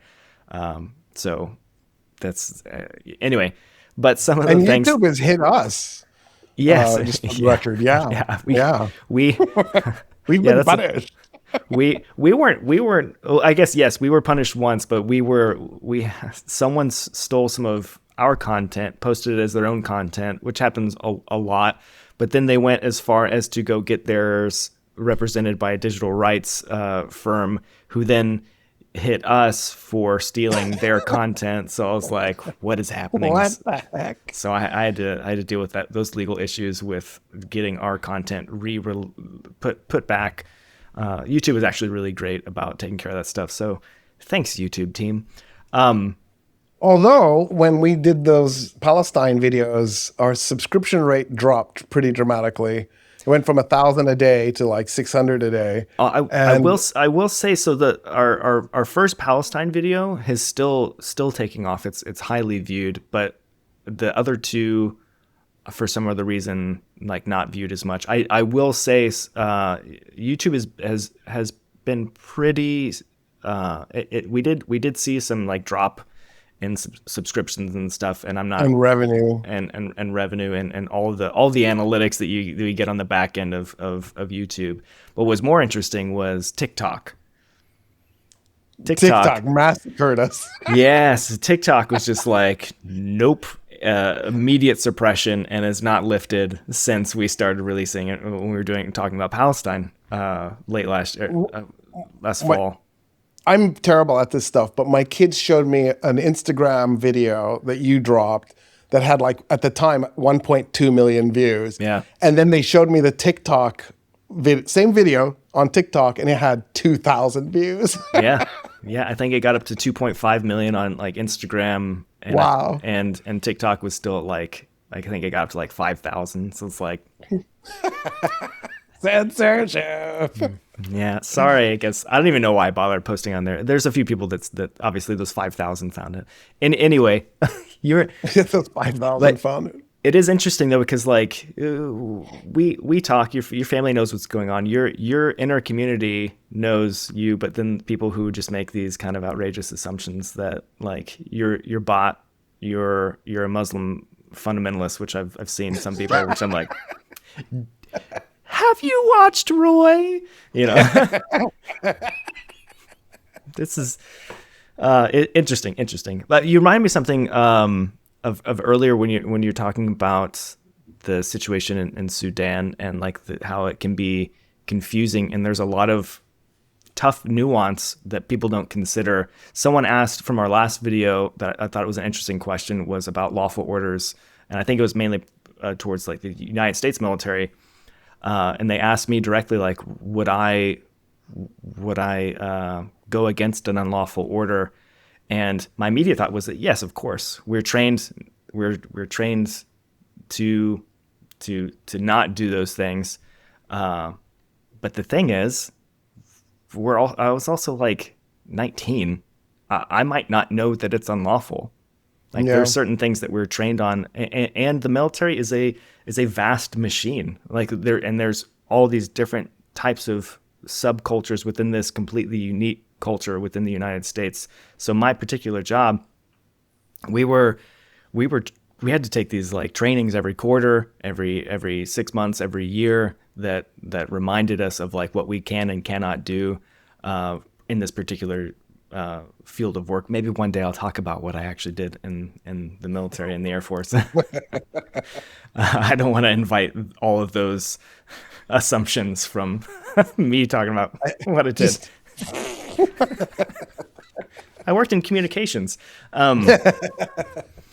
So people can probably guess from that. Have fun with assuming that. But anyway, so we were always given like strict, like you cannot do these things. But then there are other jobs out there that it might not be as clear, or your command staff might not try and push as hard, or you just flat out might not know. So if you have a situation like right now where it's the ambiguity is high and you're given orders that you're not quite sure what they are, and you're relying heavily just on your own conscience and what is right and what is wrong, as an 18-year-old, as a 19-year-old, that's a lot of weight to put on someone who's like coming into adulthood. So especially with all the peer pressure around you. Exactly. So if That's a really good point, actually. So to put this in perspective, so that 18 or 19, 20-year-old, most of them are going to be enlisted personnel, and most of them are coming from probably a situation that is not ideal to what most people grow up in. So like a lot of times it's like, I just need to, this might be the first family type of feeling that they've had in their life.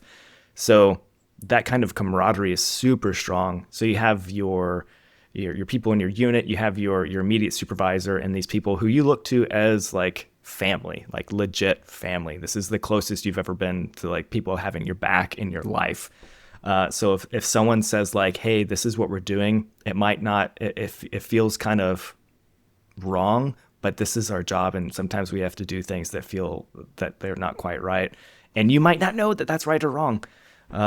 So it is dependent, and it is like it's a tough thing. So the responsibility really lies on those who are giving the command more often than not. And if you are like lower enlisted and you feel like something is wrong, the amount of courage it takes to go to a superior and say, hey, this isn't right, we shouldn't be doing this.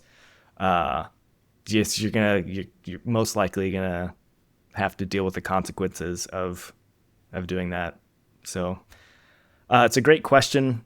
It's a tough answer. Me personally, like if I'm playing a role-playing game, it's hard for me to role play a bad guy. I can't do it either. So, like I've tried. I can't do it. I end up always. I feel I did it once and I just felt nasty. I was just like, I don't feel good. I gotta start the game over. Well, right. So I always have a good mood. I'm probably usually chaotic good. Like that makes sense. Yes. Because I feel like if you're chaotic lawful, sometimes the lawful, like that's another thing. Like, what is lawful? Like, is it are you lawful to the United States of America? Which I don't know if that law still pertains, because we've done some things that are lawful. That's what I was going to say. I mean, good. the United States has a history of My Lai massacre, for example, and Abu Ghraib, for example, where clearly a group of people went into war crimes land. President Trump ordered a war crime against Iran. So I'm on the record that I wanted him to successfully overthrow the Islamic Republic. Like, that would have been amazing. It's off the table because he's incompetent, and all the generals who were telling him he couldn't pull it off, he fired them. So here we are. But the way he did it, the way he launched it, without getting UN support, without getting congressional support, and by targeting civilian targets in Iran, he has entered into war crime land. And so, even though I wanted the government overthrown, at the end of the day, I can't support what he did because he did it as a war crime. If he had done it in a way that was, internationally legal, and they had done some strategy beforehand. He had a plan, but he had no strategy, somebody recently told me, which I thought was a brilliant way to put it into context. Like, whatever they were thinking with their tiny little walnut-sized brains, they have really screwed Iran up. They screwed the Iranian people up. They blew up schools, they blew up police stations, they blew up hospitals, they've blown up infrastructure. Trump has even said, I want to send these barbarians back to the Stone Age. And you're like, what the hell? Like, the language that he's using is incredible. And so, yeah, I think that there should have, if the United States military was in the habit of disobeying unlawful orders, there should have been a lot of that in this most recent event. No military on earth has ever been in the habit of disobeying unlawful orders. That is just not a thing militaries do. I mean, you don't want a military that does that, because you want the military to obey. You want them to do what they're told. Like, it would be chaos if they didn't. And people get stuck into group thought and peer pressure, and they do the wrong thing. Yeah, I think that's, yeah. Because I think there's some, in the job that I did, there were some things that were clearly illegal, but it wasn't our law. Right. So yeah, like, I mean, the drone strikes the United States was doing regularly, where they would assassinate people, it would have been illegal to do it in the United States. Why is it legal to do it in Yemen? Like, I don't understand. And the way the United States operates is it applies laws to its own country, but it doesn't apply those laws globally. Like, it's human rights. When Americans say human rights, they just mean the United States. And then when they get mad at China for disobeying human rights, wait, we're still genociding Native Americans and we're still killing unarmed black folk in the United States. Like, let's clean up house first, and then we can start talking about all the nasty stuff that other countries are doing. I mean, don't get me wrong. I really think that the Chinese treatment of Uyghurs is a massive question mark that probably needs to be addressed. I don't know how you tell China what you're doing is wrong. Like, hey, China, could you tone that down a notch? For that matter, Who is it that said, remove the plank from your eye before you point out the stick in the other person's eye? Was that Yeah. was that Trump? Was that Trump that said that? I doubt it. No. Oh, it was Trump Jesus. Sorry, it was Trump Jesus. Trump Jesus. Or what Modi's doing with the concentration camps that he set up in the Assam region in India. Or, like the Buddhists who are setting the Rohingya Muslims on fire in Burma. Like, there's so many of these nasty events. I think the real problem is that human beings are quick to turn into a mob. And they at the end of the day, people are tribal, right? They want to belong. They want to be in their thing. And they root for things like they're watching a soccer match. And they pick the countries they dislike and the countries they like. And for the record, since we're on this topic and we talked about this a little bit, I used to be one of those people who was skeptical about the UAE. And when I started coming here and meeting people, I realized, oh my God, because when we look at the UAE, we see Dubai, right? We don't even realize there's 6 other Emirates. And when we see Dubai, you just see the tourist stuff, the tall buildings, the tallest building on earth. By the way, it is really cool to look at. I've never actually been in it because I just don't care. I'm not that guy, but it is still cool. Burj Al Arab, the hotel, like, there's some really amazing architecture here. But at some level, it's opulent and decadent. And you're like, for me, that's not my thing. Like, I don't move in those crowds. I'm not interested in those people. You're just playing Europa Universalis 5? Yeah, I'd rather play Europa Universalis 5. Like, play Venice and just try and do something completely insane. And so at the end of the day, I think a lot of people get distracted by that. But what UAE has actually done, what Dubai, I'm going to focus on Dubai. What Dubai has actually done is it realized early on it didn't have the petroleum or the natural gas to pull off the kind of economy that Qatar was going to have, or the kind of economy that Abu Dhabi was going to have, or the kind of economy that Kuwait should have, but I feel like Kuwait doesn't have for some reason. I feel Kuwait is like the state that should be this rocket taking off, and I feel like it's a rocket sputtering all the time.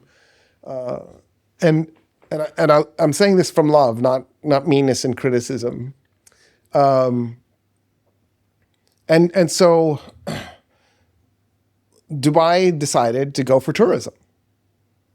And when you think about what it did, is it took a place that doesn't have a lot of historical monuments. It has some, and it doesn't have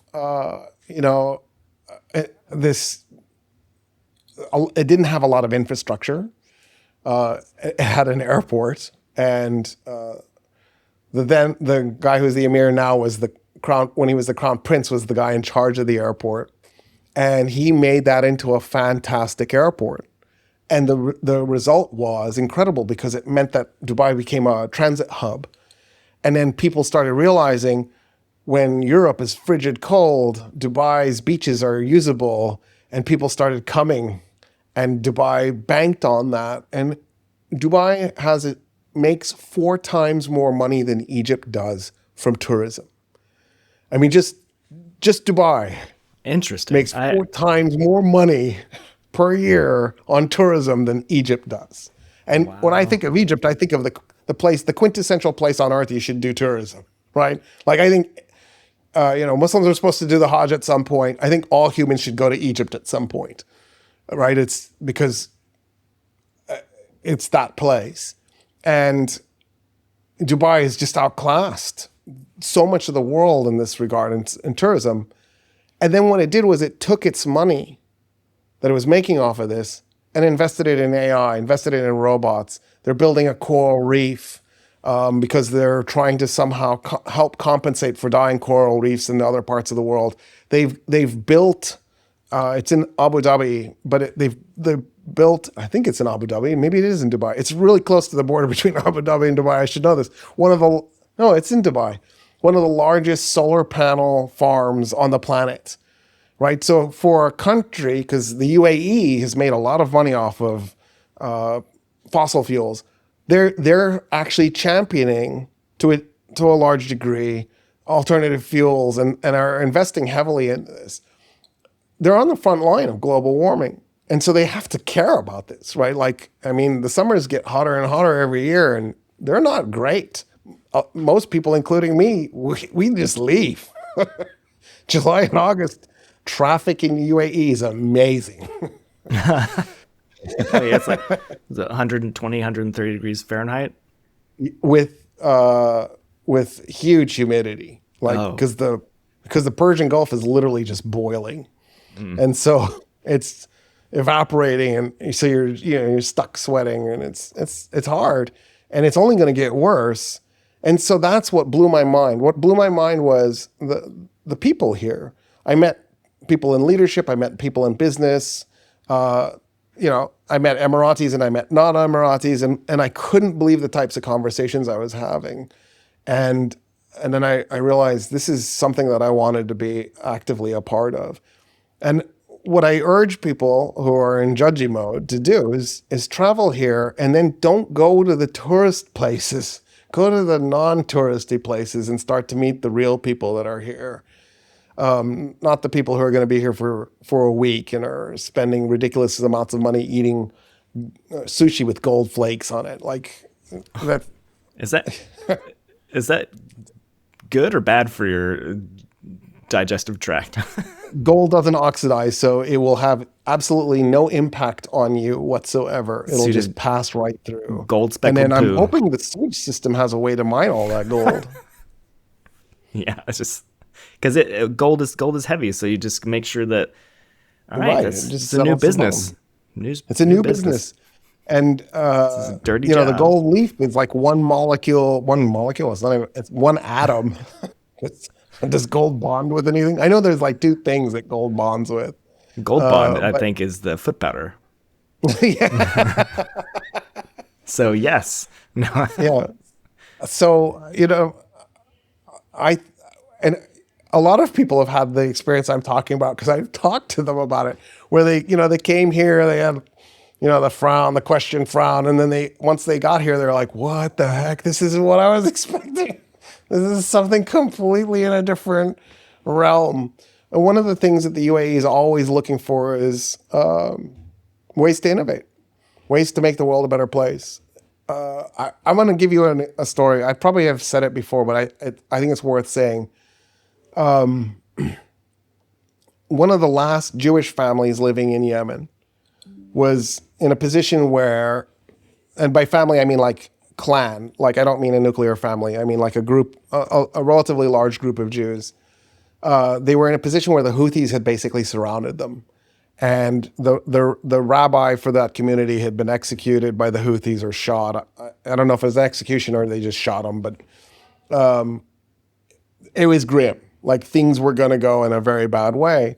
And the UAE sent in special forces, they fought the Houthis back, and they picked up that community and they brought it to Abu Dhabi. They brought it to Abu Dhabi, and they gave them houses and a synagogue, and they hired a rabbi for them. And they said, this is your home now if you want it to be. And if there's a way to return to Yemen, we'll help you return to Yemen if you want to return, as you like.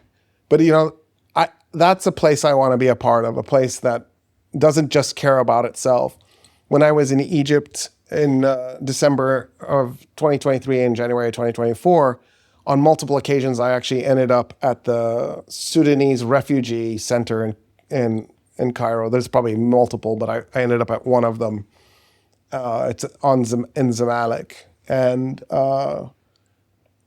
when the Sudanese refugees would line up, they would get a box, and the box included food, but also supplies, like shampoo and toothpaste.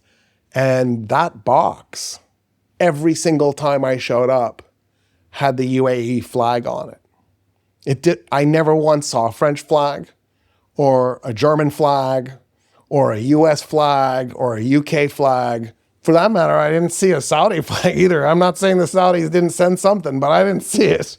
All I ever saw, and I went multiple occasions, was a UAE flag on that box. And I feel like that kind of stuff goes a long ways. Because, it's easy for me to sleep here at night.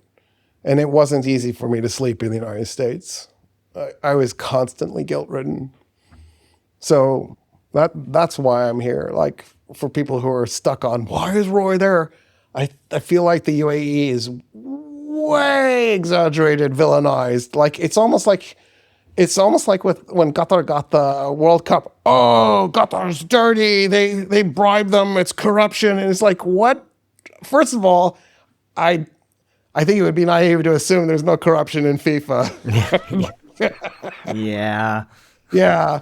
Especially when they're making peace prizes. So then, when the Russians got it, I didn't see all that outrage because the Russians bribed FIFA. And then, Qatar gets it and you're like, what? Why? Why was it? They're going to use slaves. I have never seen any evidence that they use slaves to build stadiums in Qatar. You're like, well, the workers are underpaid. Dude, workers everywhere are underpaid. In the United States, we literally have set up this BS system of illegal, undocumented immigrants just so that we can have a large workforce that's underpaid. It's on purpose. If you think it's not on purpose, you're naive. If you wanted to get rid of the fact that the undocumented immigrants compete with you for jobs, all you'd have to do is give them the same exact rights all workers get.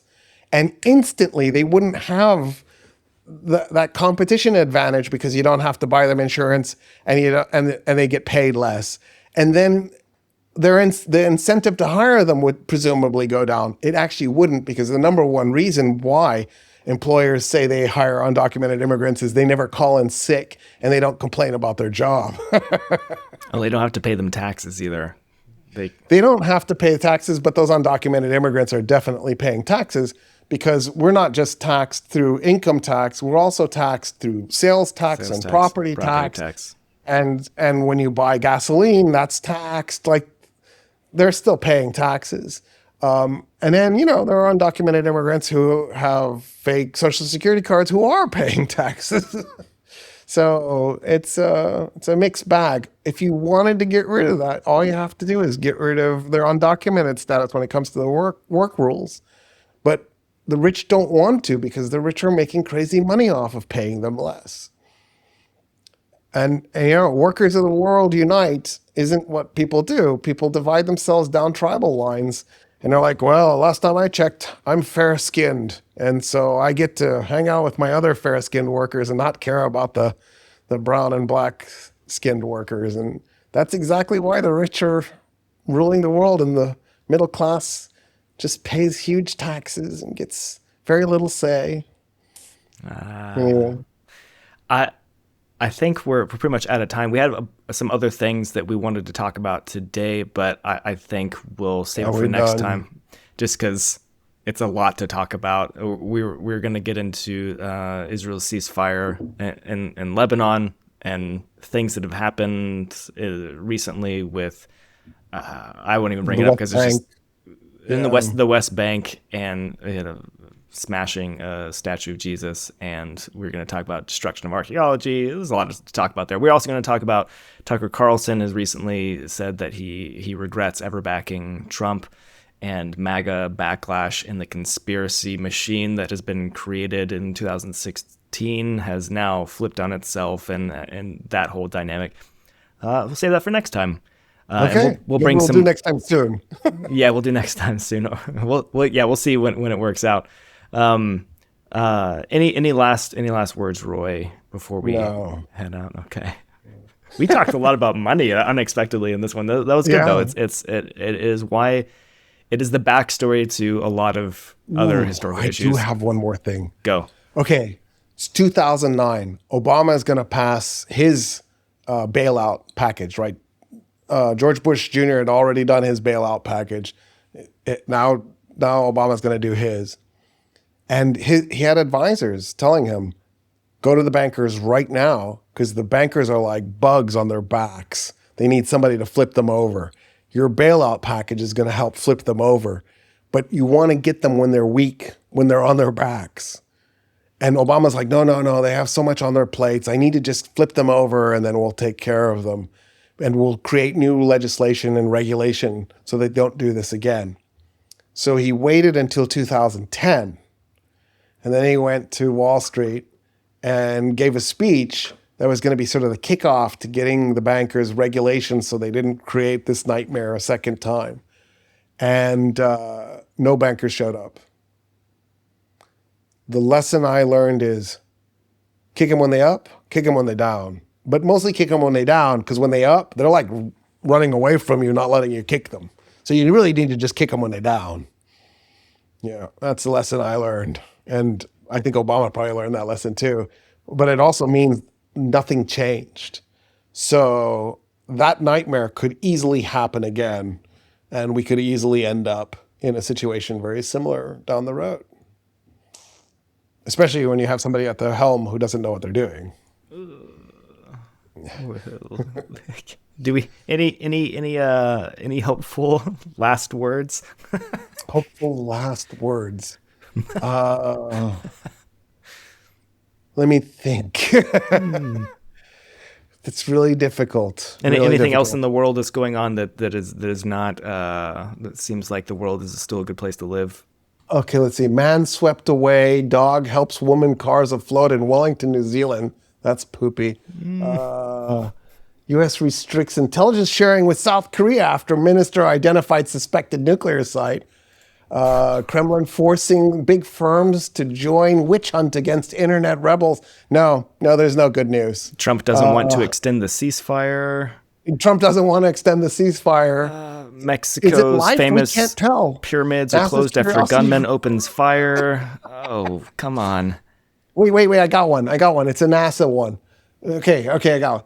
Is it life? We can't tell. NASA's Curiosity rover finds organic molecules on Mars.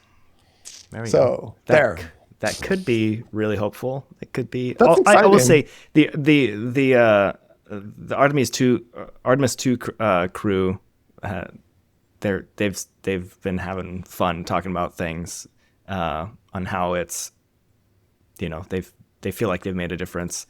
Anyway, yeah, space is a good one. Possible life on. You can always go to space. Yeah, there we go. Hey, space is a hopeful place.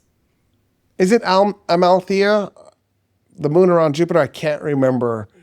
That we passed a probe. It has geysers on it, and because of Jupiter's tidal gravity tides constrict and compress the moon. So it has geysers on it. We passed a probe through it. I think it's Amalthea, but I'm probably wrong. When the probe went through the geyser, it picked up organic molecules, including organic molecules that we think only exist if there's life in that place. And so, I think it's highly probable Mars, Europa, whatever the name of that moon that I can't think of is, have life. It's just probably microbes. But once we confirm that they do have life, that'll be truly exciting because then it confirms what I think most of us believe, which is that the universe is teeming with life. Right. It seems like it's impossible for it not to. That's been the tricky part, though, is that we've never been able to confirm that there is anything else besides what we know on Earth. But we found inhospitable places on Earth that have plenty of life as well. So insane places. yeah, Like the bottom of the Atlantic Ocean, but not on the surface of the ocean, like in the buried, you know, one cell creatures that use like 1/1,000,000th the amount of calories that a normal one cell creature uses to survive because they've been buried in the sand and they've somehow adapted to that environment. There are lakes in Antarctica. There are liquid lakes that are completely surrounded by ice on all sides, and it has one cell creatures living in them. Like how? yeah, Just conditions that are worse than other parts of the solar system. exactly. And yeah, and there's life there. It makes it seem unlikely that we're alone even in the solar system, Right. let alone this galaxy with how many stars? Like our galaxy alone is billions of stars. More, So what Carl Sagan, more stars than there are grains of sand on Earth. yeah, which is impossible to comprehend. Yeah, and that's just Yeah. our galaxy of an untold number of galaxies. Yeah, So it's insane. So That are humble- shaped like a butterfly. really, I didn't know that. Yeah, our universe, the galaxies are arrayed in this really weird thing that all to me it looks like a butterfly. Probably if you look at it, as you'll see far as we something can else. see, because we can only see so far, because 13 time. billion light years. Yeah, that's why we assume that's how old the universe is, because that's how Yeah. far we can see, because that's how I'm beyond probably that wrong we about don't know. this. Somebody who knows should tell us. But I think the universe is estimated to be 13.5, but we can see 13, so we can't quite see the past. And we don't exactly know where we are in the universe. So the rate of expansion, because the theory is the universe is ever expanding. So there could be things beyond that time and light, because eventually, because of the rate of expansion, if we're moving this way and the farthest thing is moving that way, eventually it could be farther away than the speed of light can even detect. Here's one that screws with me, which what you just said made me think of it. If our universe, the 13.5 billion light year universe, it was a black hole, it would have that the amount of mass that our universe has. It has the ratio of mass for its size that a black hole should have. That's trippy. Yeah, because does that mean we're in a black hole?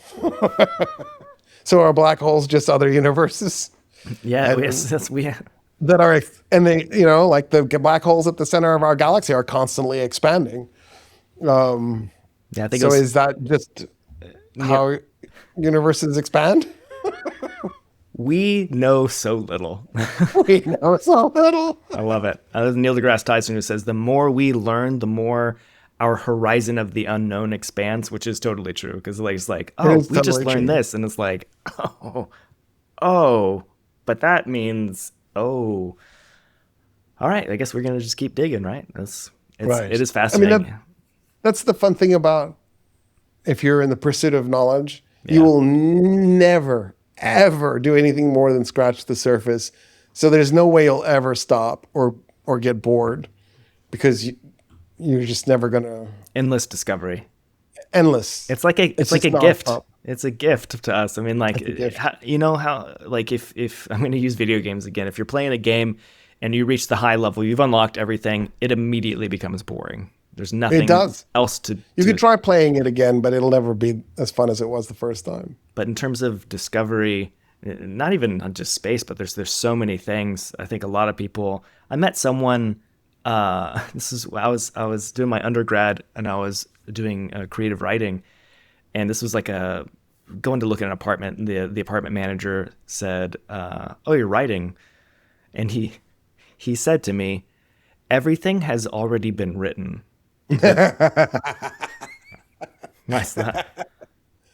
Wow, what a mindset! What a mindset! That's like when someone says everything that's ever been thought has been thought. Everything that's already been invented has been invented already. That is that is a tough place to be if that's where you are in your mindset, because this is just simply not true. That is a very, very limited mindset. If you're just stopping, nothing else can ever be done. So we don't think that way, do we, Roy? No, definitely not. Because AI hasn't written it for us yet. All right. Well, thanks everyone for watching. If you want to join us, classes every Monday, 9 a.m. Central Standard Time. We do it live, and then I will get the recorded version up. So to join that, you have to become a member of the channel, specifically as a student member. I don't have YouTube doesn't give me a link, so I can't post it. You just have to click the join button underneath this video, wherever I am. You should be next to the subscribe button. You can go to the channel main page. If you're on an iOS phone, I think you might have to click the 3 dots. Sorry that this is more complicated than it should be. But yeah, you can join us live. And right now we're going through the U.S. Civil War. This semester, I think, is just 6 classes, and it should be fun. It's a little bit different. And I think the anniversary of the start of the Civil War was just like last week. So we missed it. We should have pointed it out. I completely didn't even notice. Anyway, thank you, Roy, for hanging out during office hours. See you next time. Thanks, Jeremy. Bye. Bye, everyone.